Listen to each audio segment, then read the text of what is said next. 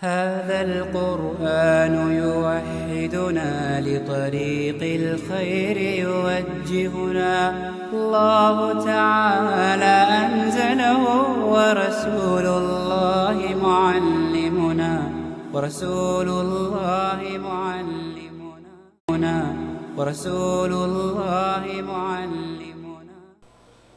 السلام عليكم ورحمة الله. بسم الله الرحمن الرحيم. الحمد لله رب العالمين.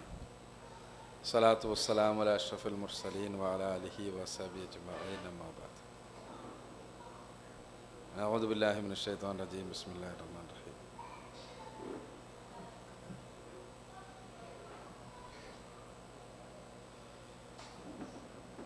أفغير دين الله يبغون وله أسلم من في السماوات والأرض طوعا وكرها وإليه يرجعون.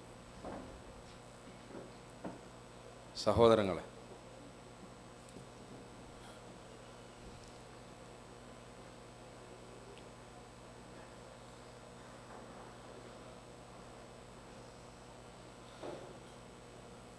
ഒരിക്കൽ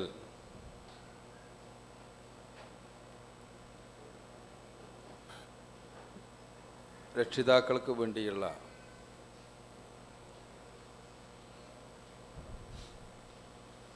ഒരു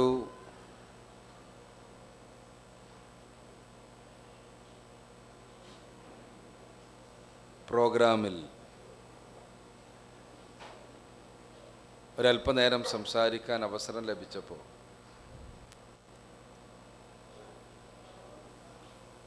ഒരു രക്ഷിതാവ്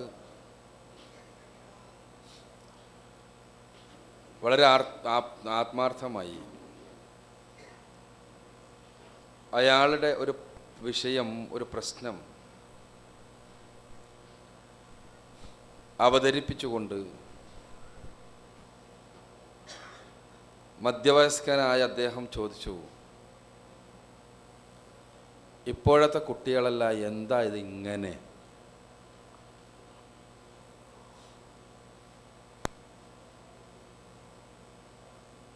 ഞങ്ങളെ കാലത്തല്ലോ ഞങ്ങളും കുറേ ജീവിച്ചിട്ടുണ്ട്, പല കുരുത്തക്കേടും ഞങ്ങളും കളിച്ചിട്ടുണ്ട്. പക്ഷേ ഈ സൈസ് മക്കൾ ഞങ്ങളവരുമായിട്ടില്ല.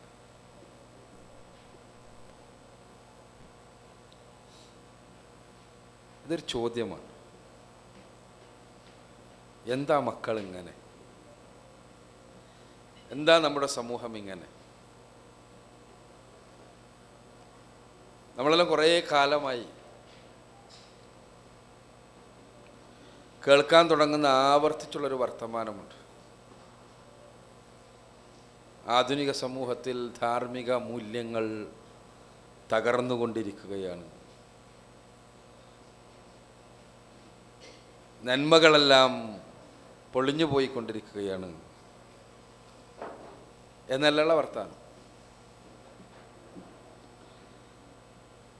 അത് ഞങ്ങളെപ്പോലെയുള്ള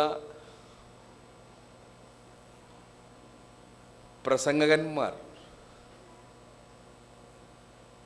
അതിനൊരുപാട് തെളിവുദ്ധരിച്ച് അവിടെ നിന്നും ഇവിടെ നിന്ന് എടുത്തുദ്ധരിച്ച് അമേരിക്കയിലും മറ്റോടത്തും മറിച്ചോടത്തും നമ്മുടെ നാട്ടിലുള്ള കുറേ കാര്യങ്ങൾ എടുത്ത് പറയാറുണ്ട്. പറയുന്നത് കേട്ടാൽ തോന്നും മുമ്പൊന്നും ഒരു തിന്മ ഉണ്ടായിരുന്നില്ല, ആധുനിക സമൂഹത്തിന് മാത്രമേ തിന്മയുള്ളൂ. മുൻപെല്ലാം തിന്മയുണ്ടായിരുന്നു, പക്ഷേ ഇന്ന് നമ്മുടെ പുതിയ തലമുറ ജീവിതത്തോടും തിന്മയോടുമെല്ലാമുള്ള നിലപാടുകളിൽ കാണിക്കുന്ന വ്യതിരിക്തത, അവരെ നിരീക്ഷിക്കുന്ന ആരെയും അത്ഭുതപ്പെടുത്തുന്നു. ഒരു കുട്ടി, ആ കുട്ടിക്ക് മോഡൽ പരീക്ഷയിൽ SSLCയുടെ 90% മാർക്ക് കിട്ടി. പക്ഷേ മറ്റേ പരീക്ഷ കഴിഞ്ഞപ്പോൾ അതിന് 83% പോയി മാർക്ക്. നേരെ ആ കുട്ടി പോയി അടുത്തുള്ള റെയിലിൻ്റെ അടുത്ത് പോയി ട്രെയിനിൻ്റെ മുന്നിൽ തലയും വെച്ചിട്ട് ആ കുട്ടി മരിച്ചു. 7% മാർക്ക്. അതിൻ്റെ കുറവിന് ജീവിതം നഷ്ടപ്പെടുത്താൻ തീരുമാനിക്കുന്ന മക്കൾ.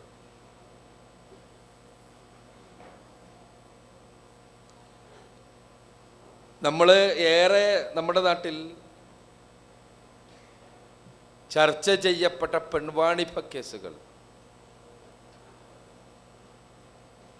ഒരുപാട് കേസുകൾ നമ്മൾക്ക് ആവർത്തിച്ച് പത്രങ്ങളിലൂടെ ചർവണം ചെയ്യപ്പെട്ട കേസുകൾ. ആ കേസുകളിലെല്ലാം സംഭവിച്ചത്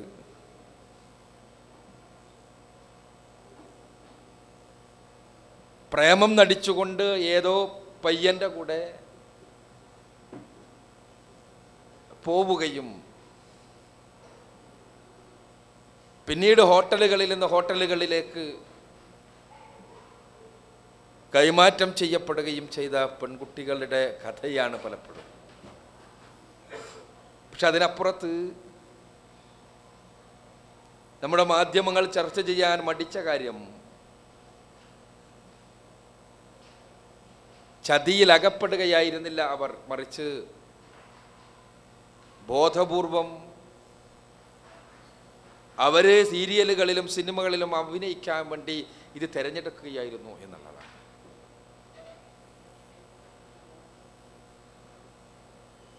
തങ്ങളുടെ ശരീരം എത്ര ആളുകൾക്ക് പണയം വെച്ചാലും, എത്ര ആളുകളുമായി പങ്കുവെച്ചാലും, ഒരു 5 മിനിറ്റ് സീരിയലിൽ മുഖം കാണിക്കാൻ കഴിഞ്ഞാൽ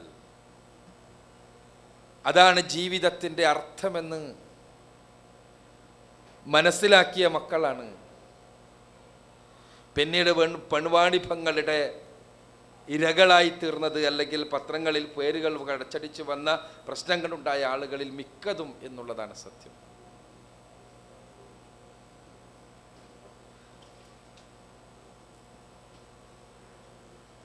എന്താണ് ഇങ്ങനെയെല്ലാം ഉണ്ടാകാൻ കാരണം?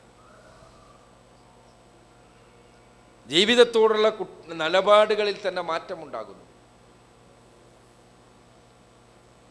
ഇന്നലകളിലുള്ളത് പോലെയല്ല. അധാർമികതയും തിന്മകളുമെല്ലാം എന്നും ഉണ്ടായിരുന്നു. പക്ഷേ തിന്മ ചെയ്യുന്നവർക്ക് തിന്മ ചെയ്യുകയാണ് എന്ന ബോധമായിരുന്നു ഉണ്ടായിരുന്നത്. എന്നാൽ ഇന്നത്തെ സവിശേഷത ജീവിതത്തോടുള്ള നിലപാട് തന്നെ മാറി. പരമാവധി ആസ്വദിക്കുക മാത്രമാണ് ജീവിതമെന്നും, ആ ആസ്വാദനത്തിനിടയ്ക്ക് എപ്പോഴെങ്കിലും പ്രതിസന്ധികൾ നേരിട്ടാൽ മരിക്കുകയാണ് അഭികാമ്യമെന്നുമെന്നുള്ള ഒരു ജീവിത വീക്ഷണം പുതിയ സമൂഹത്തിൻ്റെ ജീവിത വീക്ഷണമായി മാറിക്കൊണ്ടിരിക്കുന്നു. ആ ജീവിത വീക്ഷണത്തിൻ്റെ ഏറ്റവും പ്രകടിതമായ രൂപം ആണ്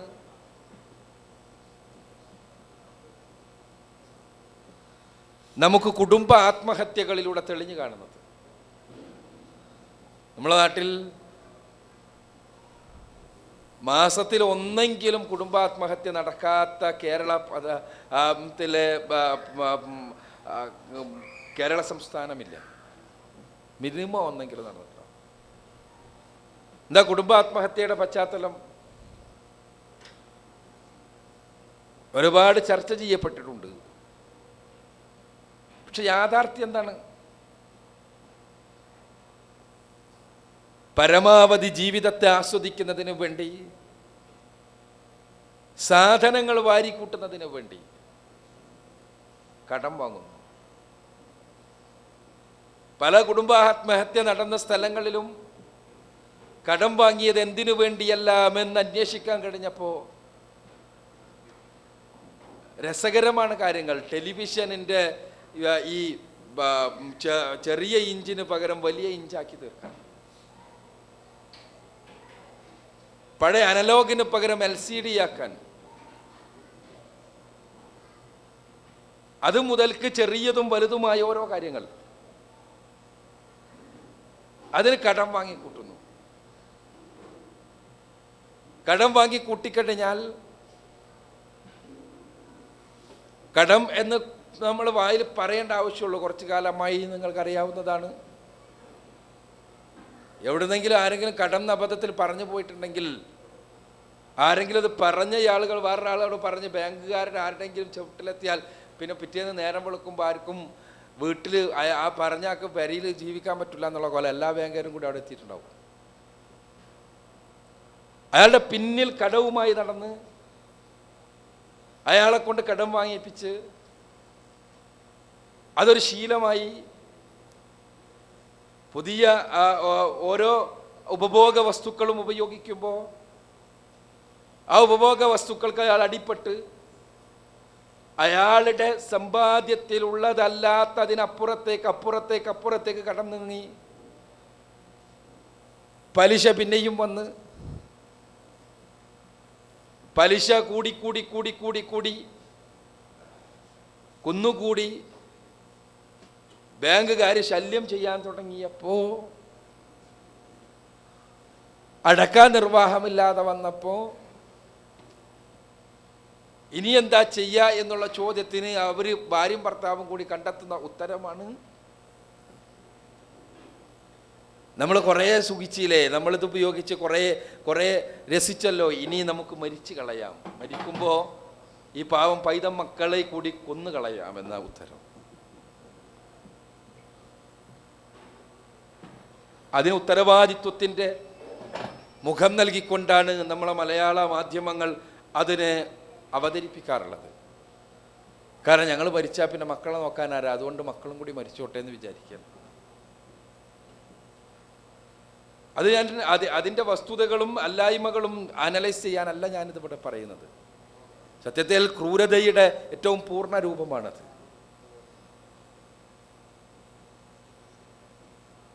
ഞങ്ങളുടെ സുഖത്തിനിടക്ക് ഉണ്ടായ മക്കളും കൂടി ഇനി ഞങ്ങളുടെ സുഖം അവസാനിക്കുമ്പോൾ ഞങ്ങളോടൊപ്പം മരിക്കട്ടെ എന്ന് കരുതുന്ന ആളുകൾക്ക് മക്കളോടുള്ള സ്നേഹസ്പർശമല്ല അവിടെ, സ്വാർത്ഥതയുടെ പൂർണ്ണതയാണ് നമ്മൾ കാണാൻ കഴിയുന്നത്. ഞാൻ പറഞ്ഞു വരുന്നത് എന്തുകൊണ്ടാണിതെല്ലാം? നമ്മുടെ നിലപാടുകൾ മാറിയിരിക്കുന്നു. പുതിയ തലമുറ കാര്യങ്ങൾ അനലൈസ് ചെയ്യുന്ന രീതി തന്നെ മാറിയിരിക്കുന്നു. ഇതെന്തുകൊണ്ട്? ഈ എന്തുകൊണ്ട് എന്നുള്ള ചോദ്യം ഒരു 15 വർഷങ്ങൾക്ക് മുമ്പ് അമേരിക്കയിലെ സൈക്യാട്രിക് അസോസിയേഷൻ ചോദിച്ചു. അമേരിക്കൻ സൈക്യാട്രിക് അസോസിയേഷൻ എന്ന പ്രഗത്ഭമായ ലോകപ്രശസ്തമായ സംഘടന, ലോകത്തേറ്റവും ശക്തരായ മനഃശാസ്ത്ര വിശാരദന്മാർ മെമ്പർമാരായിട്ടുള്ള സംഘടന. അവർ 15 കൊല്ലം മുമ്പുള്ള അമേരിക്കയിലെ പുതിയ തലമുറയെ നോക്കിക്കൊണ്ട് ചോദിച്ചു, എന്തുകൊണ്ടാണിതിങ്ങനെ? കാരണം അവർ വിദ്യാഭ്യാസം നൽകുന്നു, അവർ കുട്ടികളുണ്ടായിക്കഴിഞ്ഞാൽ കുട്ടികൾക്ക് ആവശ്യമായ എല്ലാ സംവിധാനങ്ങളും നൽകുന്നു. പാരൻസ് അഥവാ സപ്പോർട്ട് ചെയ്യുന്നില്ലെങ്കിൽ പോലും കുട്ടികൾക്ക് വളരുവാനും വികസിക്കുവാനും ആവശ്യമായ സകല സംവിധാനങ്ങളും ചുറ്റുപാടുകളിൽ തന്നെ ഒരുക്കുന്നു. സ്കൂളുകളോടനുബന്ധിച്ച് ആവശ്യമായ വൈജ്ഞാനിക വിതരണത്തിനും സമ്പാദനത്തിനുമെല്ലാമുള്ള മാർഗങ്ങൾ ഒരുക്കി കൊടുക്കുന്നു. ഇതെല്ലാം ഉണ്ടായിട്ടും പുതിയ കുട്ടികൾ അവർ ഇറസ്പോൺസിബിൾ ആകുന്നു, അവർ സാമൂഹ്യ ദ്രോഹികളാകുന്നു, അവർ കൂടുതൽ ആളുകളെ സമൂഹത്തെ എല്ലാം തന്നെ പ്രതിക്കൂട്ടിൽ നിർത്തുന്നവരായിത്തീരുന്നു. സ്വന്തം മാതാപിതാക്കളോടുള്ള സമീപനത്തിൽ തന്നെ അവർക്ക് വളരെ വ്യതിരിക്തമായ കാഴ്ചപ്പാടുകളുമായി മുന്നോട്ട് വരുന്നു. ഇങ്ങനെയെല്ലാം എന്തുകൊണ്ടാണിത്? ആ ചോദ്യത്തിന് അവർ ഉത്തരം തേടിയപ്പോൾ അവർ കുട്ടികളെ തിരഞ്ഞെടുക്കുകയും കുട്ടികളുടെ ജീവിതത്തോടുള്ള നിലപാടിനെ കുറിച്ച് പഠിക്കുന്നതിന് വേണ്ടി കുറേ കുട്ടികളെ പല സ്ഥലങ്ങളിൽ നിന്നായി റാൻഡമായി തിരഞ്ഞെടുത്ത് അവരുമായി ആശയവിനിമയം നടത്തുകയും ആശയവിനിമയത്തിൻ്റെ അടിസ്ഥാനത്തിൽ കുട്ടികളുടെ മനസ്സിൻ്റെ വളർച്ച എങ്ങനെയാണ് എന്ന് പഠിക്കുന്നതിന് വേണ്ടി ന്യൂറോണുകളെക്കുറിച്ചുള്ള തലച്ചോറിനെക്കുറിച്ചുള്ള പഠനം കുറച്ചുകൂടി കാര്യക്ഷമമാക്കി തലച്ചോറിൻ്റെ വികസനം ഏത് രൂപത്തിലാണ് നടക്കുന്നത് എന്ന് കൃത്യമായി പഠിക്കുകയും ആ പഠനത്തിൻ്റെ അടിസ്ഥാനത്തിൽ എന്തുകൊണ്ടാണ് ഇങ്ങനെ എന്ന ചോദ്യത്തിന് ഉത്തരം നൽകുവാൻ വേണ്ടി ശ്രമിക്കുകയും ചെയ്തു. അവരുടെ ഉത്തരം നിങ്ങൾക്ക് അമേരിക്കൻ സൈക്കാട്രിക് അസോസിയേഷൻ്റെ ഔദ്യോഗിക വെബ്സൈറ്റായ APA.org എന്ന വെബ്സൈറ്റിൽ 5000-ഓളം ലേഖനങ്ങളിലായി നിങ്ങൾക്ക് ലഭിക്കും. 5000-ഓളം ലേഖനങ്ങളുണ്ട് ഈ വിഷയത്തിൽ ആ വെബ്സൈറ്റിൽ.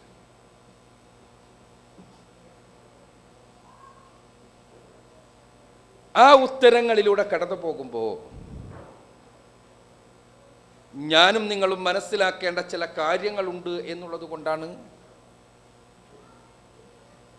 ആ കാര്യത്തെക്കുറിച്ച് ഞാൻ ഒരല്പം ആമുഖമായി സംസാരിച്ചത്.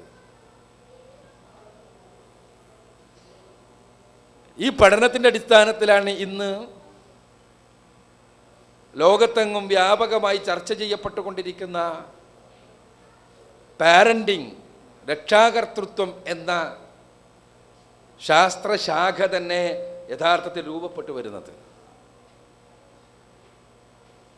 എപ്പോഴാണ് കുഞ്ഞുങ്ങളുടെ രക്ഷാകർതൃത്വം ആരംഭിക്കുന്നത്? കുട്ടികളെ പാരൻസ് പഠിപ്പിക്കുവാനും പ്രത്യേകമായി തിരഞ്ഞെടുത്ത് കാര്യങ്ങൾ ബോധ്യപ്പെടുത്തുവാനും ആരംഭിക്കുന്നത് എപ്പോഴാണ്? നമുക്കെല്ലാം ഒരുപാട് ഉത്തരങ്ങളുണ്ടാകും. പക്ഷേ അമേരിക്കൻ സൈക്കാട്രിക് അസോസിയേഷൻ പറയുന്ന ഉത്തരം കുഞ്ഞിൻ്റെ 24-ാമത്തെ ആഴ്ച മുതൽക്കാണ് എന്ന്. ജനിച്ചിട്ടല്ല, ഗർഭാശയത്തിനകത്ത് കുഞ്ഞ് 24-ാമത്തെ ആഴ്ച മുതൽ എന്ന്. 24-ാമത്തെ ആഴ്ച കുഞ്ഞിൻ്റെ കാത്, കേൾവി, കുഞ്ഞിന് കേൾവി തുടങ്ങും. ഈ സമയത്ത് തന്നെ കുഞ്ഞിൻ്റെ തലച്ചോറ് വികസിക്കുവാൻ ആരംഭിക്കും, അല്ലെങ്കിൽ തലച്ചോറ് രൂപപ്പെടുവാൻ ആരംഭിക്കും. ഈ സമയത്ത് കുഞ്ഞിൻ്റെ തലച്ചോറ് രൂപപ്പെടുന്നത് 2 രൂപങ്ങളിലാണ്. ഒന്ന്, തലച്ചോറിനകത്ത് അടിസ്ഥാന കോശങ്ങളുണ്ട്. ആ കോശങ്ങൾക്ക് ന്യൂറോണുകൾ എന്നാണ് പറയുക. ആ ന്യൂറോണുകളുടെ എണ്ണം വർദ്ധിച്ചുകൊണ്ടാണ് ഒന്ന്. ന്യൂറോണുകൾ ഓരോ നിമിഷവും ആയിരക്കണക്കിന് എണ്ണം വർദ്ധിച്ചുകൊണ്ടേയിരിക്കുന്നുണ്ട് ഗർഭാശയത്തിൽ വെച്ച്. ഈ ന്യൂറോണുകളുടെ എണ്ണം വർദ്ധിക്കുന്നത് കൊണ്ടാണ് തലച്ചോറുകളുടെ വികാസം നടക്കുന്നത്. ഒന്നാമതായി. രണ്ടാമതായി, തലച്ചോറിൻ്റെ വികാസം നടക്കുന്നത് ന്യൂറോണുകൾ തമ്മിലുള്ള ഒരു വയറിംഗ് ഉണ്ട്. ന്യൂറോണുകൾ തമ്മിലുള്ള വയറിംഗ്, വ്യത്യസ്ത ന്യൂറോണുകൾ പരസ്പരം കൂട്ടിയോജിപ്പിക്കുന്നതിനാണ് വയറിംഗ് എന്ന് പറയുക. ആ കൂട്ടിയോജിപ്പിച്ച സ്ഥലത്തിനാണ് ശാസ്ത്രത്തിൻ്റെ ഭാഷയിൽ സിനാപ്സുകൾ എന്ന് പറയുക. ഈ സിനാപ്സുകളുടെ എണ്ണം വർദ്ധിക്കുന്നത് കൊണ്ടാണ് പിന്നെ തലച്ചോറ് വളരുന്നത്, വികസിക്കുന്നത്. ഈ സിനാപ്സുകളുടെ സവിശേഷത എന്താണെന്ന് ചോദിച്ചാൽ, സിനാപ്സുകൾക്കകത്താണ് വിവരങ്ങൾ തലച്ചോറ് ശേഖരിച്ചു വെക്കുന്നത്. നമുക്ക് കിട്ടുന്ന അറിവ് ശേഖരിച്ചു വെക്കുന്നത് സിനാപ്സുകൾക്കകത്താണ്. ഗർഭാശയത്തിൽ 24ാമത്തെ ആഴ്ച മുതൽ കുഞ്ഞ് കേൾക്കാൻ ആരംഭിക്കുമ്പോൾ അവൻ്റെ ആദ്യത്തെ ബാഹ്യലോകവുമായുള്ള ബന്ധത്തിലുള്ള ഇന്ദ്രിയം പ്രവർത്തനം തുടങ്ങുകയാണ്. അവൻ അറിവ് നേടിയെടുക്കാൻ ആരംഭിക്കുകയാണ്. കണ്ണ് അപ്പോൾ അവന് പ്രവർത്തനം തുടങ്ങിയിട്ടില്ല. കണ്ണായിത്തീരുന്നത് 28ാമത്തെ ആഴ്ചയാണ്. കണ്ണായിത്തീരുന്നത് 28ാമത്തെ ആഴ്ചയാണ്. പക്ഷെ കാഴ്ച ആരംഭിക്കുന്നത് ജനിച്ചതിന് ശേഷമാണ്. ഗർഭാശയത്തിനകത്ത് ഇരുട്ടിലൊന്നും കാണാനില്ല. സ്പർശം ചെറിയ തോതിൽ കുട്ടി അനുഭവിക്കുന്നുണ്ട്. അതല്ലാതെ ഗന്ധമോ രുചിയോ ഒന്നും തന്നെ കുട്ടിക്ക് അനുഭവവേദ്യമാകുന്നില്ല. ആകെ വിവരം ലഭിക്കുന്നത് ആ സമയത്ത് ശബ്ദത്തിലൂടെയാണ്. ശബ്ദത്തിലൂടെ വിവരം ലഭിക്കുന്ന സമയത്ത് ഗർഭാശയത്തിനകത്ത് കിടക്കുന്ന കുട്ടി പുറത്ത് താൻ പോകാനിരിക്കുന്ന ലോകത്തെക്കുറിച്ച് അടിസ്ഥാനപരമായ അറിവ് ശേഖരിച്ചു കൊണ്ടിരിക്കുന്നു എന്ന് ശാസ്ത്രജ്ഞന്മാർ സൂചിപ്പിക്കുന്നു. ആ സമയത്ത് ആ കുട്ടി കേട്ടതെന്താണ്? ആ കേട്ടതാണ് കുട്ടിയുടെ ബാഹ്യലോകത്തെക്കുറിച്ച് പ്രാഥമികമായ വിവരം. ആ കുട്ടി വളർന്നു വന്നത് ഏതൊരു സമൂഹത്തിലാണ്, അതാണ് സമൂഹത്തെക്കുറിച്ച പ്രാഥമികമായ കുട്ടിയുടെ വിവരം.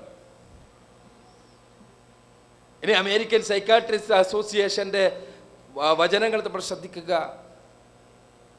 പലപ്പോഴും കുഞ്ഞ് ഗർഭാവസ്ഥയിലായിരിക്കുന്ന സമയത്താണ് അമേരിക്കയിലെ കുഞ്ഞിൻ്റെ മാതാവും പിതാവും തമ്മിലുള്ള പ്രശ്നങ്ങൾ ആരംഭിക്കുന്നത്. കാരണം അവരിൽ പലരും ഭാര്യമാരോ ഭർത്താക്കന്മാരോ അല്ല, അവർ കോഹബിറ്റേഴ്സാണ്, ഒരുമിച്ച് ജീവിക്കാൻ തീരുമാനിച്ചവരാണ്. ആ ഒരുമിച്ച് ജീവിക്കാൻ തീരുമാനിച്ചവർ പിരിയാൻ തുടങ്ങുന്നത്, പിരിച്ചിലിൻ്റെ ഘട്ടങ്ങളിലൂടെ കടന്നു പോകുന്നത് ഈ സമയങ്ങളിലാണ്. സ്വാഭാവികമായും അതോടനുബന്ധിച്ചുള്ള ഒച്ചപ്പാടുകളും അതോടനുബന്ധിച്ചുള്ള ചർച്ചകളും അതോടനുബന്ധിച്ചുള്ള നിലവിളികളും അതോടനുബന്ധിച്ചുള്ള സങ്കടങ്ങളുമെല്ലാം കുട്ടി അറിഞ്ഞുകൊണ്ടിരിക്കുന്നുണ്ട്. അതോടൊപ്പം തന്നെ ചുറ്റുപാടുമുള്ള മറ്റൊച്ചപ്പാടുകളും, മ്യൂസിക് ആണെങ്കിലും അതല്ലെങ്കിലും എല്ലാമുള്ള, ഇത് കുട്ടിയുടെ ബാഹ്യലോകത്തെക്കുറിച്ച് പ്രാഥമികമായ വിവരമാണ്. കുട്ടി ജനിക്കുകയാണ് 10 മാസം പൂർത്തീകരിക്കുന്നതിന് ഏതാനും ദിവസങ്ങൾക്ക് മുമ്പ്. ജനിക്കുന്ന സമയത്ത് കുട്ടിയുടെ തലച്ചോറ് 320 ഗ്രാമാണുള്ളത് ശരാശരി. എന്നാൽ ജനിച്ചതിന് ശേഷം ഒരു തലച്ചോറ് ദ്രുതഗതിയിൽ വളരുന്നു. പ്രായപൂർത്തിയെത്തിയ ഒരാളുടെ തലച്ചോറ് 1320 ഗ്രാമാണ് ശരാശരി. ഏകദേശം 4 ഇരട്ടി 5 ഇരട്ടിയോളം വളരുന്നു തലച്ചോറിനർത്ഥം. മനുഷ്യൻ്റെ പല സവിശേഷതകളിൽ ഒന്നാണ് ഈ തലച്ചോറിൻ്റെ വളർച്ച. മറ്റെല്ലാ ജീവികൾക്കും അവയുടെ പൂർണ്ണ വളർച്ചയെത്തിയ ജീവിയുടെ തലച്ചോറിൻ്റെ ഭാരം എത്രയാണോ അതിൻ്റെ 60 മുതൽ 80% വരെ ഭാരമുണ്ടാകും ജനിക്കുമ്പോൾ അതിൻ്റെ തലച്ചോറാണ്.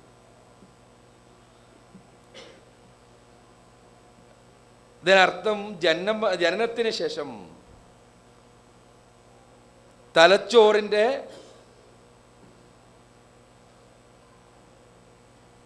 20% മാത്രമേ ബാക്കി ജീവികൾക്ക് വളർച്ച നടക്കുന്നുള്ളൂ എന്നാണ്. മനുഷ്യനാകട്ടെ 5 ഇരട്ടിയോളമാണ് വളർച്ച. അവിടെയും എന്താണ് തലച്ചോറിൻ്റെ വളർച്ച? ജനിച്ച ശേഷം 8ാമത്തെ മാസം വരെ നേരത്തെ പറഞ്ഞ രൂപത്തിൽ ന്യൂറോണുകളുടെ എണ്ണം കുറേശ്ശെ വർദ്ധിച്ചുകൊണ്ടേയിരിക്കും. നേരത്തെ പറഞ്ഞല്ലോ, തലച്ചോറ് ജനനത്തിന് മുമ്പ് ന്യൂറോണുകൾ വളർന്നുകൊണ്ടിരിക്കും.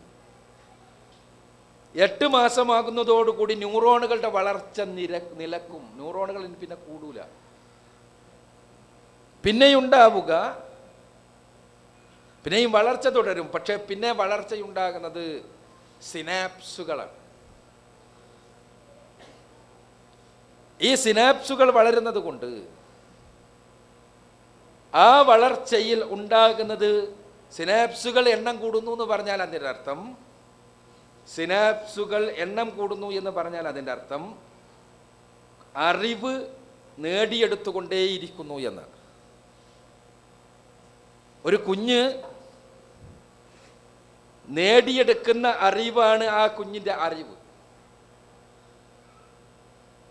ജീവികളെല്ലാം അവക്കാവശ്യമായ വിവരങ്ങൾ 80% ആയിക്കൊണ്ട് ജനിക്കുമ്പോൾ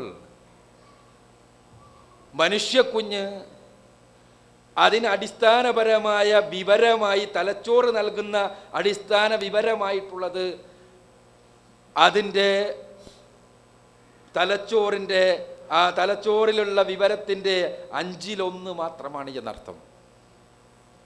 ബാക്കി 4 വിവരം വഴി, പുറത്തു നിന്നുള്ള അറിവ് വഴി വർദ്ധിപ്പിച്ചെടുക്കുകയാണ്. ഓരോ ജന്തുവും ലോകത്തെ നോക്കിക്കാണുന്നത് അവക്ക് നൽകപ്പെട്ട തലച്ചോറിൻ്റെ അടിസ്ഥാനത്തിലാണെങ്കിൽ, മനുഷ്യനെന്ന ജീവിയിൽ ലോകത്തെ നോക്കിക്കാണുന്നത് അവൻ ജനിക്കുന്നതിന് മുൻപ് 24ാമത്തെ ആഴ്ച മുതൽക്കും ജനിച്ചതിന് ശേഷവും ലോകത്തെ നോക്കിക്കാണുന്നതിൻ്റെ അടിസ്ഥാനത്തിലാണ്. ഞാൻ ഈ ശാസ്ത്രമെല്ലാം പറയുന്നത് വളരെ ഗൗരവതരമായി നമുക്ക് കുട്ടികളുടെ വളർച്ചയിലുള്ള ശ്രദ്ധിക്കേണ്ട ചില വസ്തുതകൾ മനസ്സിലാക്കുന്നതിന് വേണ്ടിയാണ്.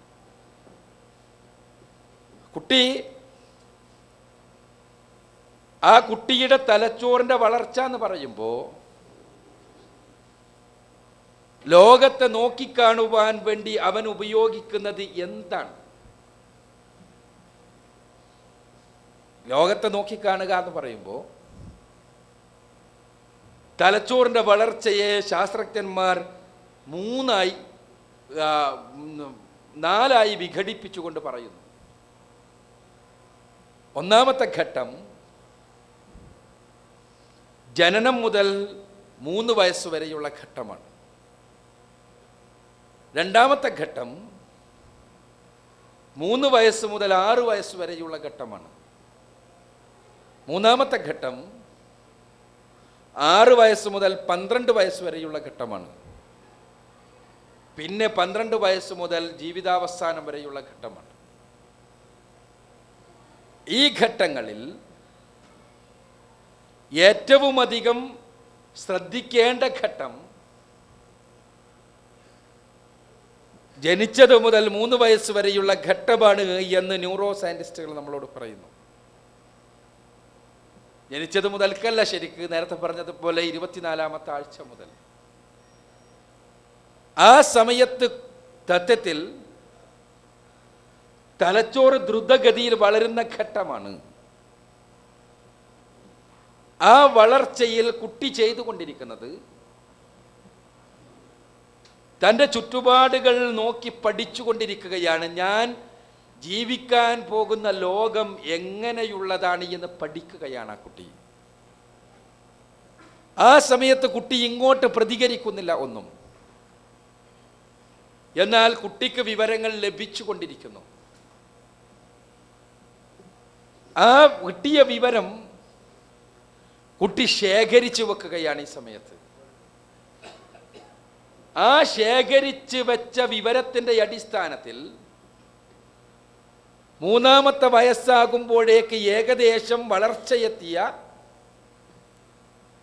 തലച്ചോറ്, ഏകദേശം 3-ാമത്തെ വയസ്സാകുമ്പോൾ തന്നെ കുട്ടിയുടെ തലച്ചോറിന് 1170 ഗ്രാം ഭാരമുണ്ടാകും. ഈ സമയമാകുമ്പോഴേക്ക് കുട്ടി നേടിയെടുത്ത അറിവിൻ്റെ അടിസ്ഥാനത്തിൽ അല്ലെങ്കിൽ സിനാപ്സുകളുടെ അടിസ്ഥാനത്തിൽ വളർന്നു വന്ന തലച്ചോറ്, ആ തലച്ചോറ് തനിക്ക് ഉള്ളൊരു ലോക വിവരം, അടിസ്ഥാന ധാർമ്മികത രൂപപ്പെടുത്തുന്നു. ആ അടിസ്ഥാന ധാർമ്മികതയുടെ അടിസ്ഥാനത്തിലാണ് പിൽക്കാലഘട്ടത്തിലെ കുട്ടിയുടെ ജീവിത നിലപാടുകളും പ്രതികരണങ്ങളുമെല്ലാം നിശ്ചയിക്കപ്പെടുന്നത്. ഈ അടിസ്ഥാന ധാർമ്മികതയുടെ വളർച്ച 6-ാമത്തെ വയസ്സ് വരെ ഏകദേശം തുടരുന്നു. 6-ാമത്തെ വയസ്സായി കഴിഞ്ഞാൽ പിന്നെ ഈ കിട്ടിയ അറിവിനെ തൻ്റെ ചുറ്റുപാടുകളുമായി സംവേദനം ചെയ്ത് പഠിക്കുകയാണ് കുട്ടി.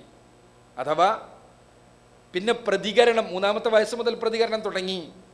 6-ാമത്തെ വയസ്സാകുമ്പോഴേക്ക് ബോധപൂർവമായ പ്രതികരണം ആരംഭിച്ചു. തനിക്ക് 6 വയസ്സുവരെ ലഭിച്ച വിവരങ്ങളെ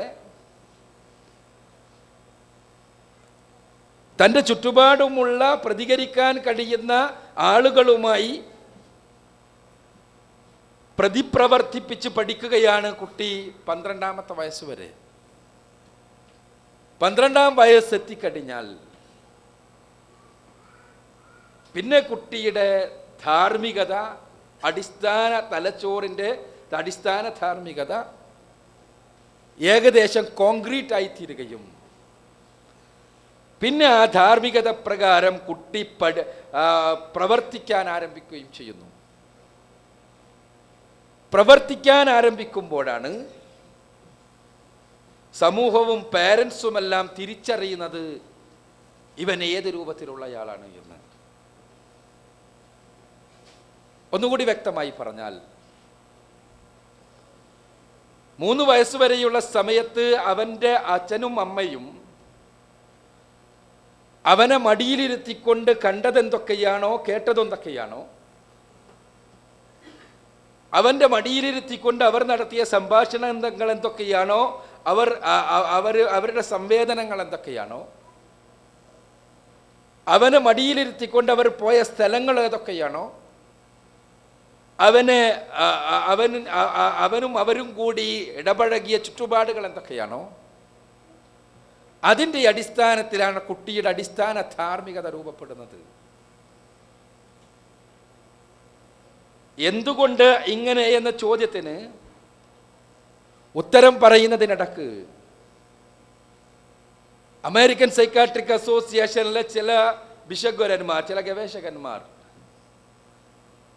ഒരുമിച്ച് ചേർന്നുകൊണ്ട് ഒരു ക്യാമ്പയിനിന് രൂപം നൽകി. ആ ക്യാമ്പയിനിന് അവർ നൽകിയ തലക്കെട്ട് ആൻറ്റി ടി വി ക്യാമ്പയിൻ എന്നായിരുന്നു.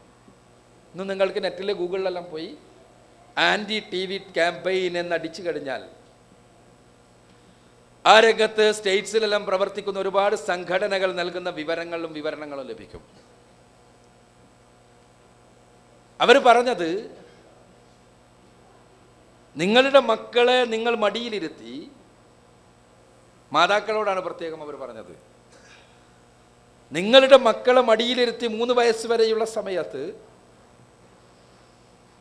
നിങ്ങൾ സ്ഥിരമായി ടെലിവിഷനിൽ ആക്ഷൻ ത്രില്ലറുകൾ കാണുകയാണെങ്കിൽ ഞങ്ങൾ നിങ്ങൾക്ക് ഉറപ്പ് തരാം ആ കുട്ടി ആൻറ്റി സോഷ്യലായി തീരുമെന്ന്. നിങ്ങളുടെ മക്കളെ മടിയിലിരുത്തി നിങ്ങൾ സ്ഥിരമായി ഇമ്മോറലായ രംഗങ്ങൾ, നഗ്നതയും അർദ്ധനഗ്നതയും കാണുമെങ്കിൽ ഞങ്ങൾ നിങ്ങൾക്ക് ഉറപ്പ് തരാം നിങ്ങളുടെ ആ കുട്ടി ഇമ്മോറലായി തീരുമെന്ന്. ഇത് പറയുന്നത് മതവിശ്വാസികളല്ല, മതമില്ലാത്ത അമേരിക്കയിലെ സൈക്കാട്രിക് അസോസിയേഷൻ്റെ ആളുകളാണ്.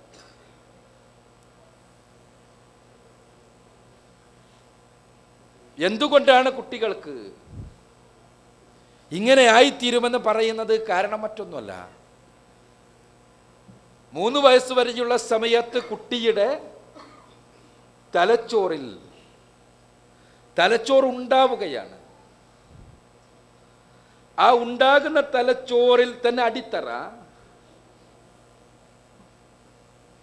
ആ ഉണ്ടാകുന്ന തലച്ചോറിൻ്റെ തന്നെ അടിത്തറ ഇതെല്ലാമായി തീരുകയാണ്. അപ്പോൾ പ്രശ്ന പരിഹാരത്തിന് അവൻ അറിഞ്ഞ മാർഗം കലാപത്തിൻ്റെ മാർഗമാണ്. അവൻ്റെ മുന്നിൽ നിന്ന് അവൻ കണ്ടറിഞ്ഞ മാർഗം, ആസ്വാദനത്തിൻ്റെ മാർഗം അവൻ കണ്ടറിഞ്ഞത് ഈ രൂപത്തിലുള്ള മാർഗങ്ങളാണ്, അധാർമികതയുടെ പാതയാണ്. ഇതിൻ്റെ ഈ ഒരു ബേസിലാണ് ആ കുട്ടി പിന്നെ ലോകത്തെ കാണുന്നത്.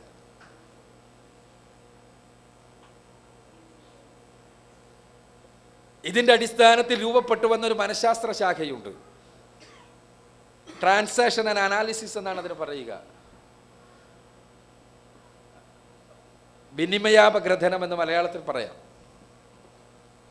ട്രാൻസാക്ഷൻ ആൻഡ് അനാലിസ്റ്റുകൾ പറയുക, നമ്മളെല്ലാവരും അഭിനയിച്ചു കൊണ്ടിരിക്കുന്നത് നാം നമുക്ക് വേണ്ടി എഴുതിയൊരു സ്ക്രിപ്റ്റിൻ്റെ അടിസ്ഥാനത്തിലാണ്. നാം അഭിനയിച്ചു കൊണ്ടിരിക്കുന്ന ജീവിതം ഒരു നാടകമാണെങ്കിൽ നമ്മൾ തന്നെ എഴുതിയൊരു സ്ക്രിപ്റ്റിൻ്റെ അടിസ്ഥാനത്തിലാണ് നമ്മൾ ജീവിച്ചു കൊണ്ടിരിക്കുന്നത്. ആ സ്ക്രിപ്റ്റ്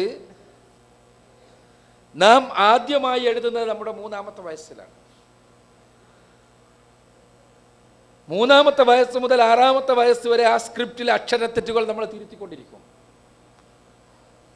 6-ാമത്തെ വയസ്സ് മുതൽ ആ സ്ക്രിപ്റ്റിലുള്ള കാര്യങ്ങൾ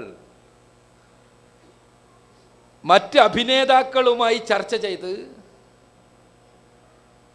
12-ാമത്തെ വയസ്സാകുമ്പോൾ നാം ആ സ്ക്രിപ്റ്റിനെ റീറൈറ്റ് ചെയ്യും.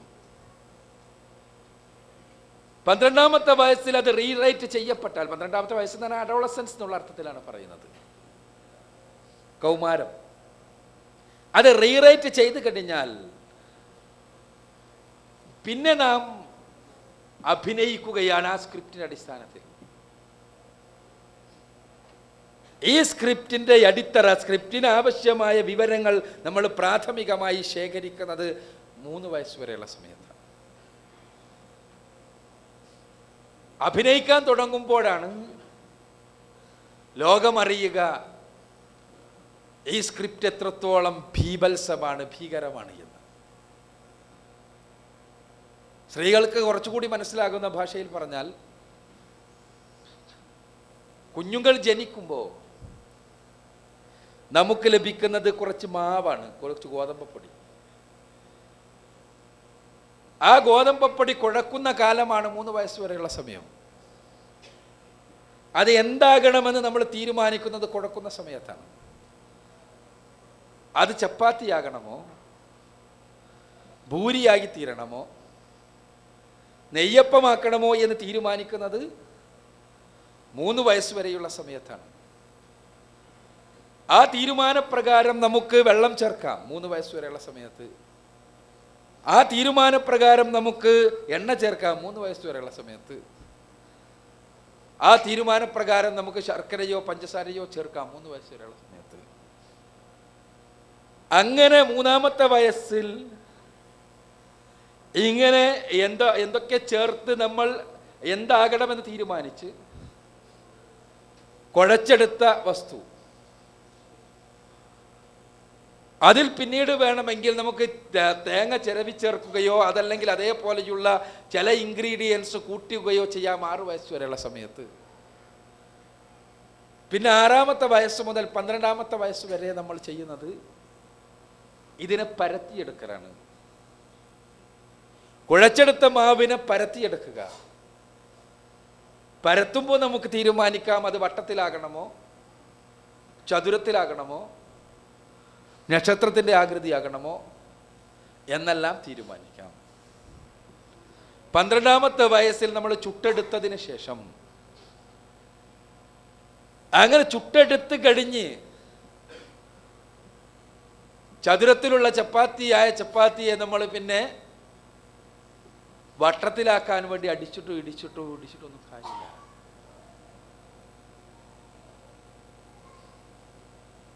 പിന്നെ അത് ആസ്വാദകരമാകണമെങ്കിൽ അത് കൂട്ടി തിന്നാനുള്ള കറി എന്താണോ അത് മാറ്റുക എന്നുള്ളത് മാത്രമേ നിർവാഹമുള്ളൂ. പലപ്പോഴും പേരൻസും സമൂഹവും ഞങ്ങൾ വിചാരിച്ചത് ചതുരത്തിലുള്ള ഭൂരിയായിരുന്നല്ലോ, ഇപ്പം ഇതെങ്ങനെയാണ് വട്ടത്തിലുള്ള ചപ്പാത്തി ആയതെന്ന് തിരിച്ചറിയുക 12-ാമത്തെ വയസ്സിലാണ്. അപ്പം തുടങ്ങും ഉസ്താദിനെ വിളിക്കലും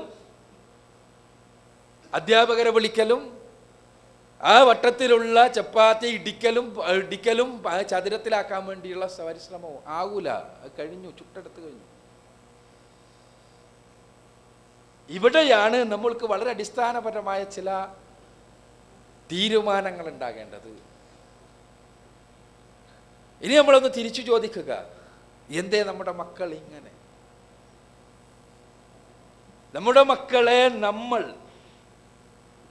നമ്മുടെ മടിയിലിരുത്തി കാണിച്ചു കൊടുത്തത് എന്താണ്? നമ്മുടെ മക്കളെ നമ്മൾ നമ്മുടെ മടിയിലിരുത്തി കേൾപ്പിച്ചത് എന്താണ്? നമ്മുടെ മക്കൾ കാല് മുട്ടി ഇഴയുന്ന സമയത്ത് നമ്മളും നമ്മുടെ ഇണയും തമ്മിലുള്ള സംസാരങ്ങളിൽ നിന്ന്, വഴക്കുകളിൽ നിന്ന് മക്കൾ മനസ്സിലാക്കിയെടുത്തത് എന്താണ്? നമ്മുടെ മക്കൾ പിച്ചവെച്ച് നടക്കുന്ന സമയത്ത് നമ്മുടെ മാതാപിതാക്കളുമായുള്ള നമ്മുടെ സംഭാഷണങ്ങളിൽ നിന്ന് മക്കൾ മനസ്സിലാക്കിയെടുത്തത് എന്താണ്? നമ്മുടെ മക്കൾ മെല്ലെ മെല്ലെ വളർന്നു വരുന്ന സമയത്ത് നമ്മുടെ ചുറ്റുപാടുമുള്ള സമൂഹത്തുമായുള്ള നമ്മുടെ കൊള്ളക്കൊടുക്കകളിൽ നിന്ന് നമ്മുടെ മക്കൾ മനസ്സിലാക്കിയെടുത്തത് എന്താണ്? ഇതാണ് ആ കുട്ടീൻ്റെ തലച്ചോറ്. ഇതാണ് ആ കുട്ടിയുടെ തലച്ചോറ്. ഇതനുസരിച്ചാണ് ആ കുട്ടി ലോകത്തെ കണ്ടുകൊണ്ടിരിക്കുന്നത്. ആ കുട്ടി ചെറുപ്പത്തിലെ 3 വയസ്സിന് മുമ്പ് കണ്ട സീരിയലുകളിൽ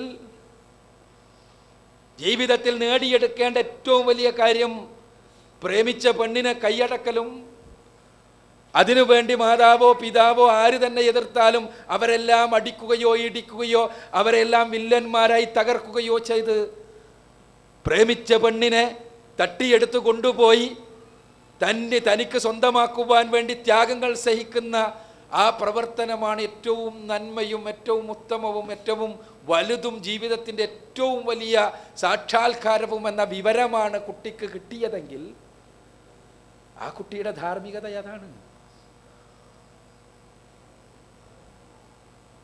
ഈ സമയത്ത് കുട്ടിയുടെ മനസ്സിലുണ്ടായത് പണമാണ് ദുനിയാവിൽ ഏറ്റവും അധികം വലിയ സാധനമെന്നും പണത്തിന് വേണ്ടിയാണ് ലോകത്തെല്ലാവരും ജീവിക്കുന്നത് എന്നും പണം നേടിയെടുക്കാൻ വേണ്ടി പരിശ്രമിക്കലാണ് ഒരാളുടെ പ്രധാനപ്പെട്ട ദൗത്യമെന്നുമുള്ള മെസ്സേജസ് ആണെങ്കിൽ ആ കുട്ടിയുടെ തലച്ചോറ് ആ രൂപത്തിലായി തീരുന്നത് സ്വാഭാവികമാണ്. ആസ്വാദനത്തിന് വേണ്ടിയാണ് ജീവിതമെന്നും ധാർമ്മികത പോലും ആളുകളെ കാണുവാനുള്ളതാണ് എന്നും ജനങ്ങളുമായുള്ള കൊള്ളക്കൊടുക്കകളിൽ നിന്ന് ആ കുട്ടി മനസ്സിലാക്കിയെങ്കിൽ ആ കുട്ടിയുടെ അടിസ്ഥാന ധാർമ്മികത അതാണ്. വളരെ പ്രധാനപ്പെട്ട ഒരു പ്രശ്നമാണ് നമ്മളിപ്പോൾ ചർച്ച ചെയ്യുന്നത്.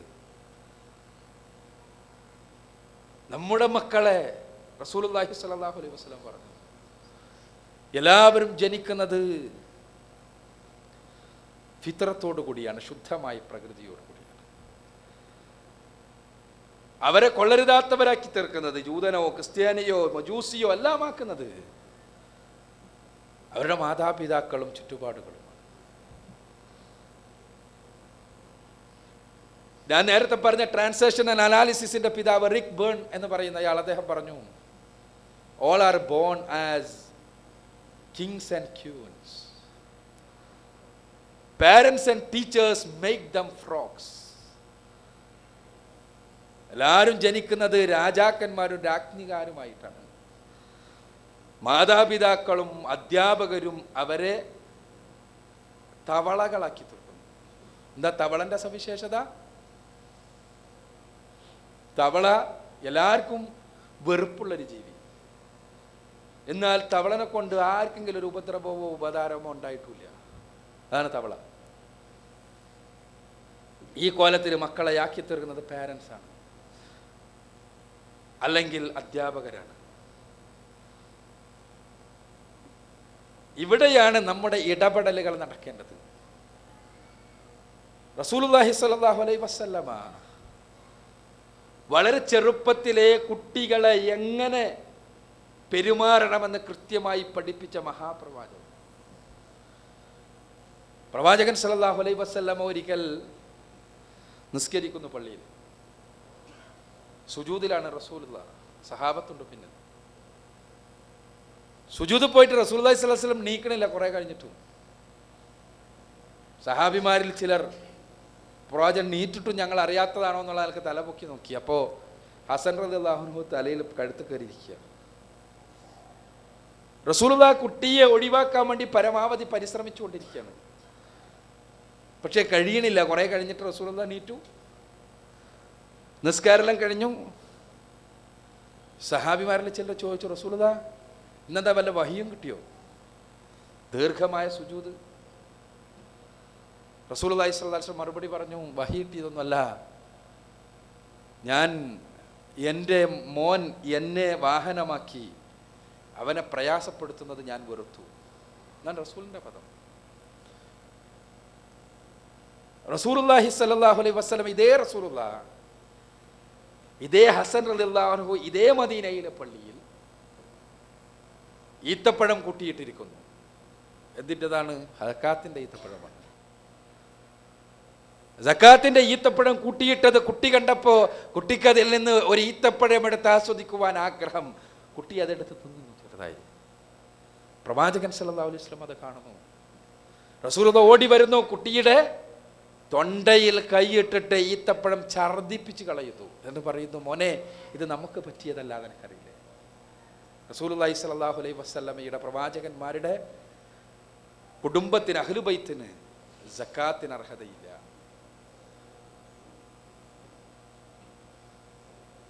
ഈ രണ്ട് സംഭവങ്ങൾ നമുക്ക് അറിയിച്ചു തരുന്ന ഒരു കാര്യമുണ്ട്, വലിയ കാര്യം. ഇതേപോലെ ഒരുപാട് സംഭവങ്ങൾ റസൂലുള്ളാഹി സ്വല്ലല്ലാഹു അലൈഹി വസല്ലം അടുത്ത്. എന്താണ് ഒന്നാമത്തെ സംഭവം?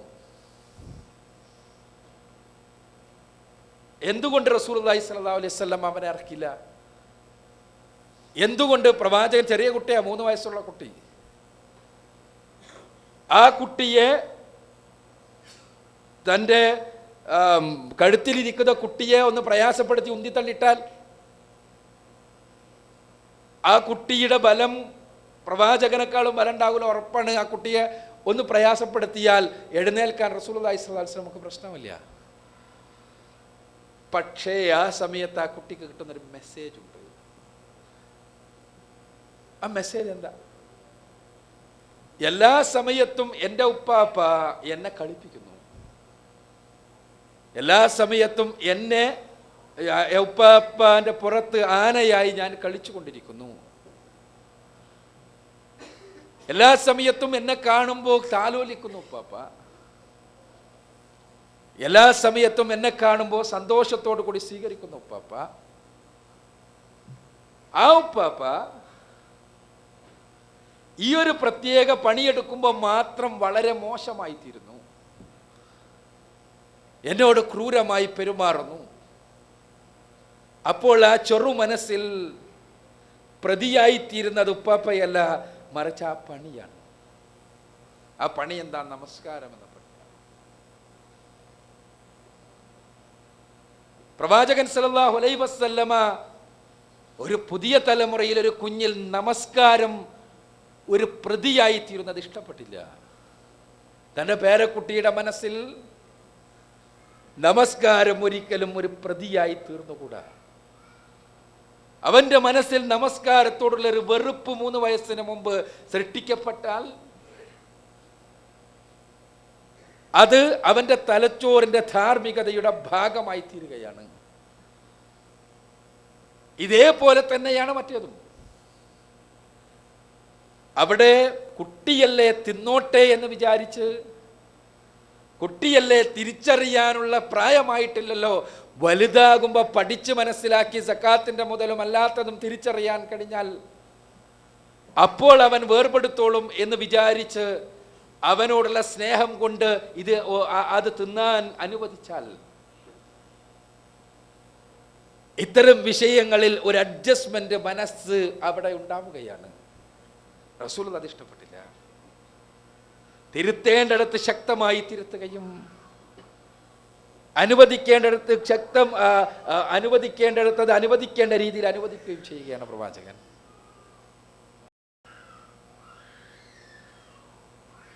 നമ്മുടെ മക്കൾ നമ്മെ സംബന്ധിച്ചിടത്തോളം ഒരുപാട് പ്രതീക്ഷകളുമായി വളരുന്ന നമ്മുടെ മക്കൾ, ഒരുപാട് ആഗ്രഹങ്ങളുള്ള നമ്മുടെ മക്കൾ, അവരെക്കുറിച്ച് നമുക്ക് ഒരുപാട് ആഗ്രഹങ്ങളുണ്ട്. പക്ഷെ ആ മക്കൾ ഈ ദുനിയാവിലും നാട്ടിലെ മരണാനന്തര ജീവിതത്തിലും നമ്മൾ ആഗ്രഹിക്കുന്നത് പോലെ, നമ്മൾ ഇച്ഛിക്കുന്നത് പോലെ ആയിത്തീരണമെങ്കിൽ, നാളെ മരണാനന്തര ജീവിതത്തിൽ നമുക്ക് വേണ്ടി ശുപാർശ പറയുന്നവരായി മക്കളാകണമെങ്കിൽ നാം പ്രവർത്തനം തുടങ്ങേണ്ടത് ഗർഭാവസ്ഥയിൽ മുതൽക്കാണ് എന്നാണ് പറഞ്ഞതിൻ്റെ ചുരുക്കം. റസൂലുള്ളാഹി സ്വല്ലല്ലാഹു അലൈഹി വസല്ലം പറഞ്ഞു, നിങ്ങൾ ഭാര്യയുമായി ശണ്ടയിൽ ഏർപ്പെടുകയാണെങ്കിൽ മക്കളുടെ മുന്നിൽ വെച്ചാകല്ലേ, ബെഡ്റൂമിന് പുറത്തേക്ക് നിങ്ങൾ ആ തർക്കം കൊണ്ടുപോകല്ലേ. നിങ്ങൾ തർക്കിക്കുകയാണെങ്കിൽ പോലും നിങ്ങളുടെ കിടപ്പുമുറിയിൽ മാത്രം അത് ഒതുങ്ങട്ടെ, പുറത്തേക്ക് പോവല്ലേ. തർക്കിക്കുന്ന മാതാപിതാക്കളുടെ, പരസ്പരം പഴിചാരുന്ന മാതാപിതാക്കളുടെ, പരസ്പരം തെറി വിളിക്കുന്ന മാതാപിതാക്കളുടെ എല്ലാം സാഹചര്യത്തിൽ നിന്ന് കുട്ടി പഠിച്ചു വരുന്ന ഒരുപാട് പാഠങ്ങളുണ്ട്. ആ പാഠങ്ങളിൽ നിന്നാണ് ഞാൻ കൊള്ളാവുന്നവനാണോ അല്ലേ എന്ന് പോലും കുട്ടി തീരുമാനിക്കുന്നത്. അതുകൊണ്ടാണ് ഈ രംഗത്ത് വളരെ സൂക്ഷിക്കേണ്ടതുണ്ട് എന്ന് പറയാൻ കാരണം, നമ്മുടെ മത പഠനം മക്കളുമായി ബന്ധപ്പെട്ട് അതിനോടുള്ള നമ്മുടെ സമീപനം മുതൽക്ക് മതവുമായിട്ടുള്ള കുട്ടികളുടെ ബന്ധത്തിൽ തകരാറുകൾ ഉണ്ടാവുകയാണ്. എന്താ നമ്മുടെ സമീപനം? നമ്മൾ തിരഞ്ഞെടുക്കുന്ന പുസ്തകങ്ങൾ വരെ പ്രശ്നമാണ് സത്യം പറഞ്ഞാൽ. നമ്മുടെ ഭൗതിക പഠനം ഒപ്പം മതപഠനം ചിലപ്പോൾ സ്കൂളിലുണ്ടാകും, അല്ലെങ്കിൽ മദ്രസയിൽ. ഭൗതിക പഠനത്തിന് വേണ്ടി നമ്മൾ കുട്ടിയെ ഒരുക്കി ശരിയാക്കി പറഞ്ഞയക്കുന്നു. അവന് നല്ല യൂണിഫോം, അത് തേച്ചിട്ടില്ലെങ്കിൽ തേച്ചു കൊടുക്കുന്നു, വളരെ ടിപ് ടോപ്പായി കുട്ടിയെ പറഞ്ഞയക്കുന്നു. ഇതേ കുട്ടിയെ മതപാഠശാലയിലേക്ക് പറഞ്ഞയക്കുമ്പോൾ നമ്മുടെ മനസ്സിലെ ചിന്ത മാറുകയാണ്. മാറിയാൽ പ്രശ്നം കുട്ടിയുടെ തലച്ചോറിനാണ്. കുട്ടി മനസ്സിലാക്കുന്നത് ഒന്ന് സ്റ്റാൻഡേർഡ് ഉള്ളതും ഒന്ന് സ്റ്റാൻഡേർഡ് ഇല്ലാത്തതും എന്ന് തന്നെയാണ്. അധ്യാപകരെ തിരഞ്ഞെടുക്കുമ്പോൾ, പുസ്തകം തിരഞ്ഞെടുക്കുമ്പോൾ കുട്ടിക്ക് പിടിക്കാൻ അഭിമാനം തോന്നുന്ന, വരച്ചു നോക്കാൻ ഇഷ്ടം തോന്നുന്ന പുസ്തകം,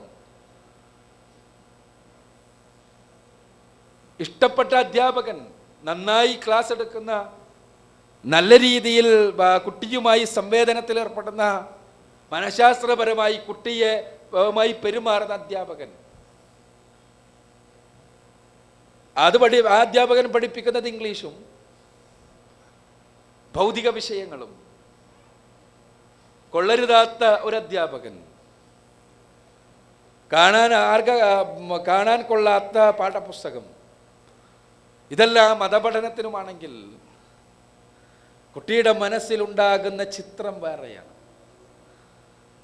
അതുമുതൽ തുടങ്ങുന്ന നമ്മുടെ ആ വേർപെടുത്തലും പ്രശ്നങ്ങളും.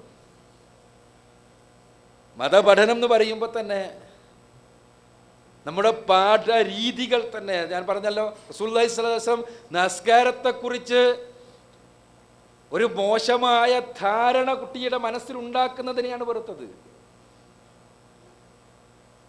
നിസ്കാരം, അത് ആ നിസ്കരിക്കുന്ന സമയത്ത് എന്നെ ഇഷ്ടപ്പെടുന്ന ഉപ്പാപ്പാൻ്റെ സ്വഭാവം മാറും, അദ്ദേഹം മോശമാകും, പെരുമാറ്റം മോശമാകും എന്നുള്ളൊരു മെസ്സേജ് ലഭിക്കുന്നതിനെയാണ് വെറുത്തത്. നാം സ്വയം ചോദിക്കുക, നമ്മുടെ മതപാഠങ്ങളും പഠനങ്ങളും മതപരമായ ജീവിതത്തെ പ്രോത്സാഹിപ്പിക്കുന്നതാണോ അതല്ല അതിനെ നിരുത്സാഹപ്പെടുത്തുന്നതാണോ? നമ്മുടെ വീട്ടിലെ സാഹചര്യമാണ് ഞാൻ പറയുന്നത്.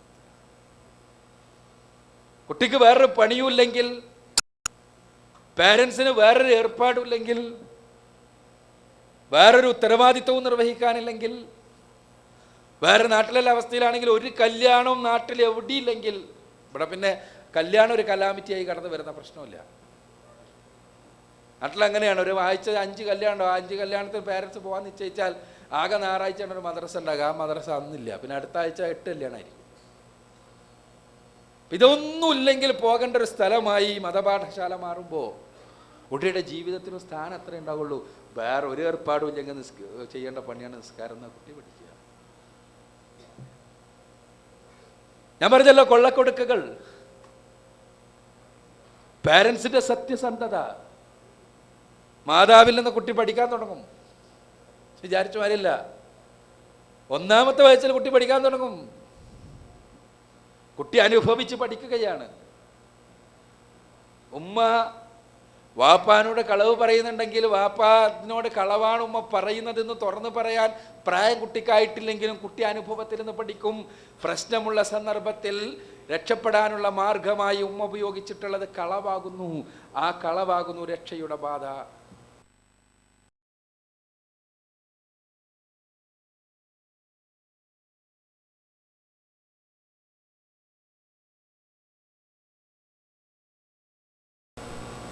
അവർ വാർദ്ധക്യത്തിലെത്തിയാൽ അവർക്ക് നേരെ കാരുണ്യത്തിന്റെ ചിറക് താഴ്ത്തി കൊടുക്കണം. അവരോട് ഛേ എന്ന് പോലും നിങ്ങൾ പറയരുത്.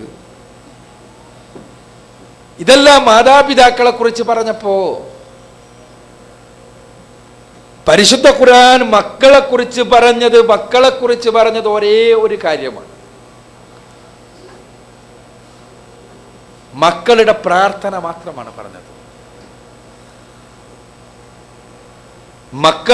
നിങ്ങൾ മക്കളാകുമ്പോൾ പ്രാർത്ഥിക്കണം. ആ പ്രാർത്ഥന എന്താണ്? റബ്ബിർഹംഹാ കമാ റബ്ബയാനി സഗീറ. പടച്ചവനെ, അവർക്ക് നീ കാരുണ്യം കൊടുക്കണം. അവർക്ക് 2 പേർക്കും നീ കാരുണ്യം കൊടുക്കണം. നിരുപാധികമായിട്ടല്ല പറഞ്ഞത്.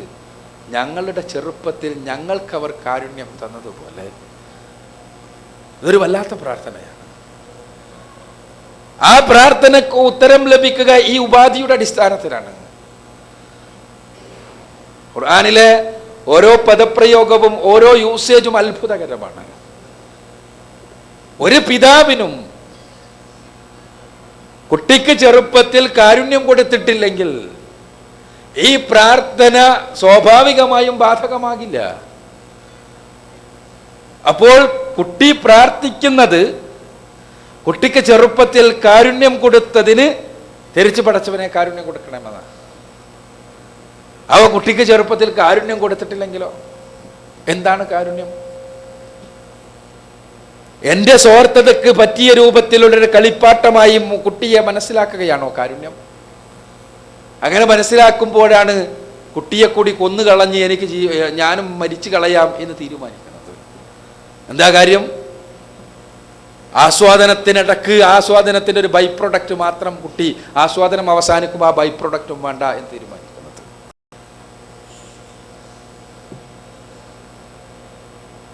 ഇവിടെയാണ് ഞാൻ നേരത്തെ പറഞ്ഞ കാര്യങ്ങൾ വീണ്ടും പ്രസക്തമാകുന്നത്. നമ്മുടെ മക്കൾ നമുക്ക് ഉപകാരപ്പെടണമെങ്കിൽ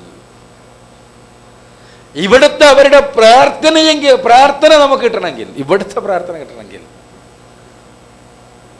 അവരെ എത്ര മുത്തക്കികളായിട്ടും എത്ര നല്ലവരായിട്ടും എത്ര നന്നായിട്ടും എത്ര ഉയർന്ന നിലവാരത്തിലെത്തിയിട്ടും അവർ അല്ലാഹുവിനോട് ഏറ്റവും അടുത്ത തലത്തിലെത്തിയാൽ പോലും അവരുടെ പ്രാർത്ഥന നമുക്ക് ലഭിക്കണമെങ്കിൽ ചെറുപ്പത്തിൽ അവരോട് നമ്മൾ കാരുണ്യം കാണിച്ചിരിക്കണം. അവർക്ക് വേണ്ടി അല്ലാഹു പഠിപ്പിക്കുന്ന പ്രാർത്ഥന അങ്ങനെയാണ്, ഉപാധിയുടെ അടിസ്ഥാനത്തിലാണ്. അതേസമയം മാതാപിതാക്കളോടുള്ള ബാക്കി കടമകളെ കുറിച്ച് പറയുമ്പോൾ അവർക്ക് മേലെ കാരുണ്യത്തിന്റെ ചിറക് കാഴ്ത്തിവെക്കണമെന്ന് പറയുമ്പോൾ ഉപാധി അല്ലാഹു സുബ്ഹാനഹു വ തആല പറയുന്നില്ല. അവരങ്ങനെ ചെയ്തു എന്ന് പറയുന്നു. അത് ചെറുപ്പത്തിൽ ഭാരം സഹിച്ച് പ്രയാസം സഹിച്ചുകൊണ്ടാണ് ഗർഭം ഭരിച്ചതെന്നെല്ലാം പറയുന്നു എന്നല്ലാതെ ഉപാധി പറയുന്നില്ല. അതേസമയം മക്കളുടെ പ്രാർത്ഥനയുടെ രംഗത്ത് ഉപാധി പറയുകയും ചെയ്യുന്നു. ഈ കാര്യങ്ങൾ ഞാൻ ഇവിടെ സൂചിപ്പിക്കാൻ കാരണം നമ്മുടെ സമൂഹത്തിൽ, മുസ്ലിം സമൂഹത്തിൽ നേരത്തെ പറഞ്ഞ രൂപത്തിൽ തന്നെ ഉള്ള പ്രതികരണങ്ങൾ വർദ്ധിച്ചു വരുന്നു എന്നുള്ള തിരിച്ചറിവിൽ നിന്നാണ്. മുസ്ലിം സമൂഹം സത്യത്തിൽ, കേരളീയ മുസ്ലിം സമൂഹം ഇത്തരം രംഗങ്ങളിൽ കുറേയെല്ലാം മാറി നിൽക്കുന്ന സമൂഹം തന്നെയായിരുന്നു. എന്താ പൊതുരംഗങ്ങളിലെല്ലാം മറ്റെല്ലാ പ്രദേശങ്ങളിലും ആത്മഹത്യയുടെ നിരക്ക് വലിയതായി നിന്നപ്പോൾ മലപ്പുറം ജില്ലയിൽ ആത്മഹത്യയുടെ നിരക്ക് താഴെയായിരുന്നു.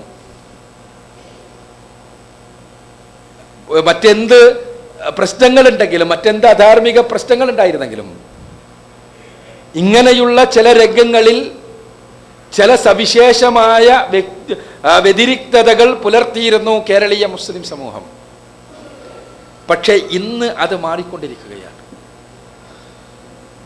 ആ മാറ്റത്തിന്റെ പ്രധാനപ്പെട്ട പ്രതി നമ്മുടെയെല്ലാം സ്വീകരണ മുറികളിലിരിക്കുന്ന വിഡ്ഢിപ്പെട്ടി തന്നെയാണ്. ഒപ്പം തന്നെ ഒരു നിയന്ത്രണവുമില്ലാതെ നമ്മൾ മക്കളെ ഏൽപ്പിച്ച കീബോർഡും മൗസും. ഇതിന് നിയന്ത്രണം ഉണ്ടായിട്ടില്ലെങ്കിൽ, ആദ്യം നമുക്കും പിന്നീട് മക്കൾക്കും ഉണ്ടായിട്ടില്ല, നാം നമ്മുടെ മക്കളെ നമ്മുടെ ശത്രുവാക്കി തീർക്കുകയാണ്. എൻ്റെ വാപ്പ സെർച്ച് എഞ്ചിനിലൂടെ പോയ ഹിസ്റ്ററിയിൽ പോയിട്ടാണ് ഞാൻ പോർണോഗ്രാഫിക് സൈറ്റുകളിൽ എത്തിയത് എന്ന് 7ാം ക്ലാസ്സിൽ പഠിക്കുന്ന ഒരു കുട്ടിയാണ് നമ്മളോട് പറയുന്നത്.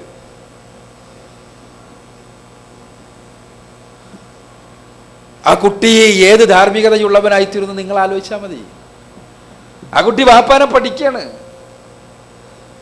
വാപ്പ പോയടുത്ത് പോയാൽ തന്നെ എനിക്ക് ആവശ്യമുള്ളതെല്ലാം കിട്ടുമെന്ന് കുട്ടി അറിഞ്ഞു കഴിഞ്ഞു, മനസ്സിലാക്കി കഴിഞ്ഞു.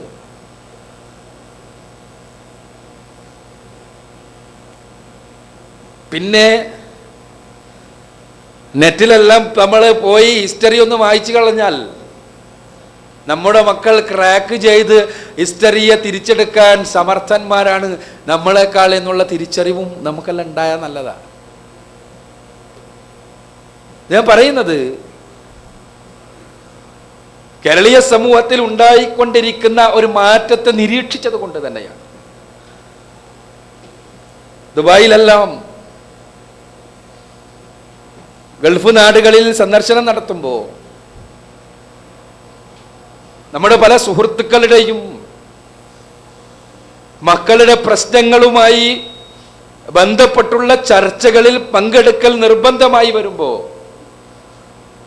അവരുടെ മാനസികാവസ്ഥകളിലേക്ക് ഇറങ്ങിച്ചെല്ലുമ്പോൾ അവരുടെ മനസ്സ് എത്രത്തോളം വികൃതമാണ് എന്ന് നമ്മൾ തിരിച്ചറിയണം.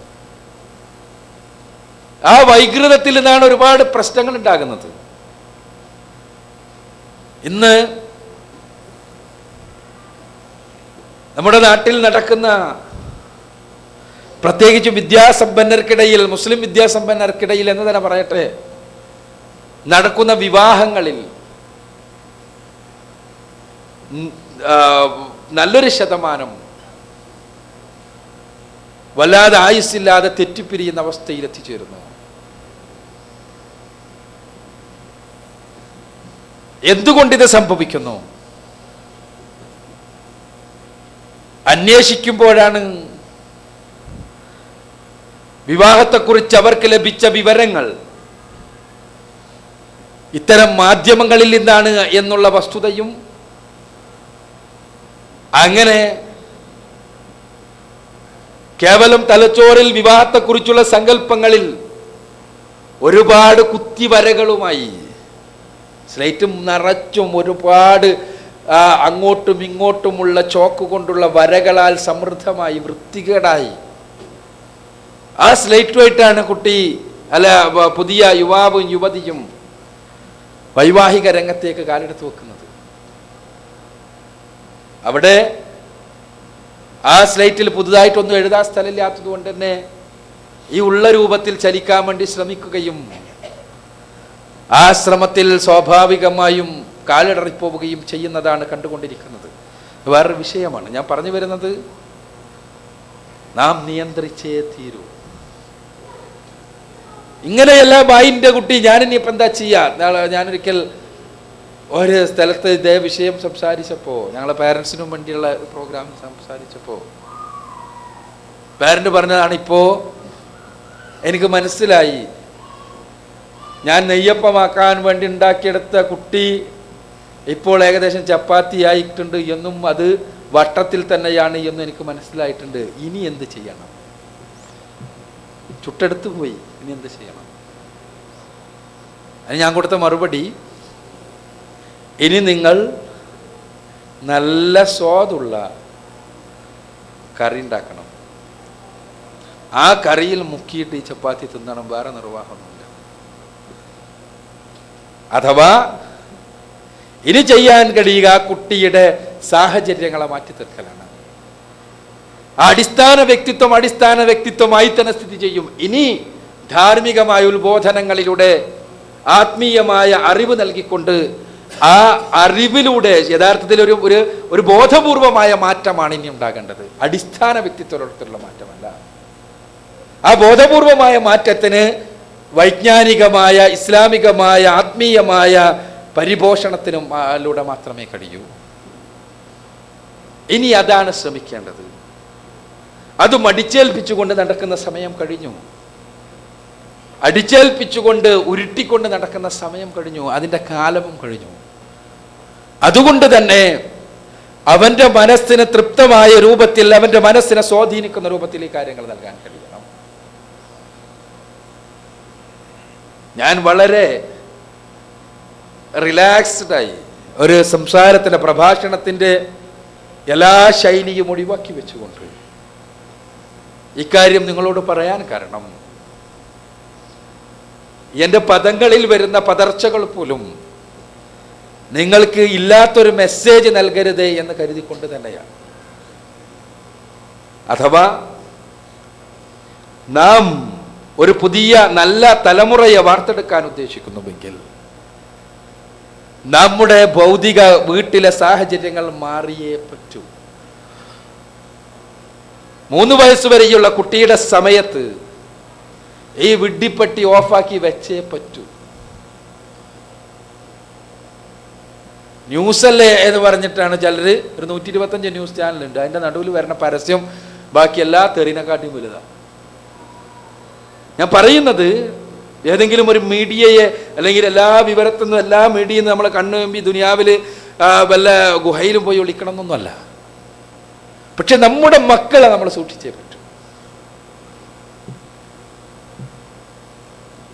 അതിന് നിങ്ങളെ സാധാരണ പറയാറുണ്ട്, നിങ്ങൾ ഏതായാലും കേടുവന്നിട്ടുണ്ടെങ്കിൽ നമുക്ക് വേറൊന്നും പറയാനില്ല, എന്നാൽ പുതിയ തലമുറയെങ്കിലും കേടെടുത്താൽ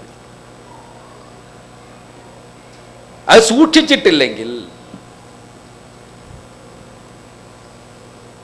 ഞാൻ പറഞ്ഞതുപോലെ അപകടകരമായ വിധാനത്തിലേക്കാണ് മക്കൾ പോയിക്കൊണ്ടിരിക്കുന്നത്.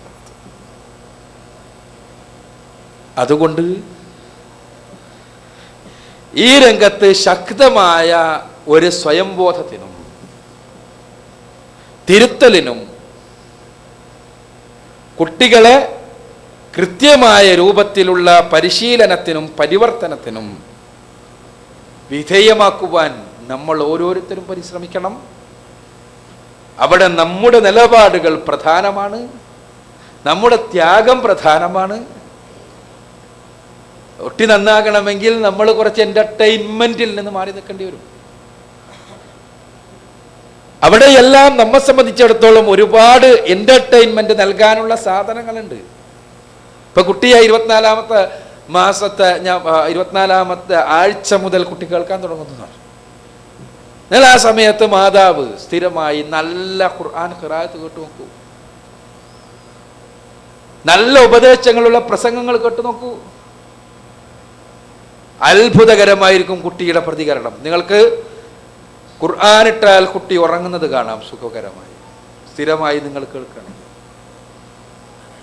ആ കുട്ടി നല്ല പ്രഭാഷണങ്ങൾ കേൾക്കുന്ന മാതാവാണെങ്കിൽ കുട്ടി അതിന് അംഗവിക്ഷേപങ്ങൾ നടത്താൻ കഴിയുന്ന സമയമാകുമ്പോഴേക്ക് അവൻ അവനാണെങ്കിൽ പ്രഭാഷണത്തിന് ശ്രമിക്കുന്നതായിട്ട് നിങ്ങൾക്ക് കാണാൻ കഴിയും. അല്ലെങ്കിൽ ആ ഉപദേശങ്ങളുടെ സ്വാധീനമെങ്കിലും ആ കുട്ടിയുടെ ജീവിതത്തിൽ ഉണ്ടാവും. ഇതൊന്നും ബോധപൂർവം കിട്ടുന്നതല്ല, മറിച്ച് അബോധപൂർവം കിട്ടുന്നതാണ്. അപ്പം അതുകൊണ്ട് ഇനിയെങ്കിലും നമ്മൾ മാറണം. ഈ രംഗത്ത് നമ്മുടെ നിലപാടുകളിൽ മാറ്റമുണ്ടാകണം, നമ്മുടെ സാഹചര്യങ്ങളിൽ മാറ്റമുണ്ടാകണം. മാതാക്കൾ പ്രത്യേകിച്ചും ശ്രദ്ധിക്കണം. അങ്ങനെ മക്കളുടെ പ്രാർത്ഥനകൾ പൂർണ്ണമായി ലഭിക്കുന്ന മാതാപിതാക്കളിൽ ഉൾപ്പെടാൻ നമ്മൾക്ക് എല്ലാവർക്കും കഴിയണം. അള്ളാഹു അനുഗ്രഹിക്കുമാറാകട്ടെ.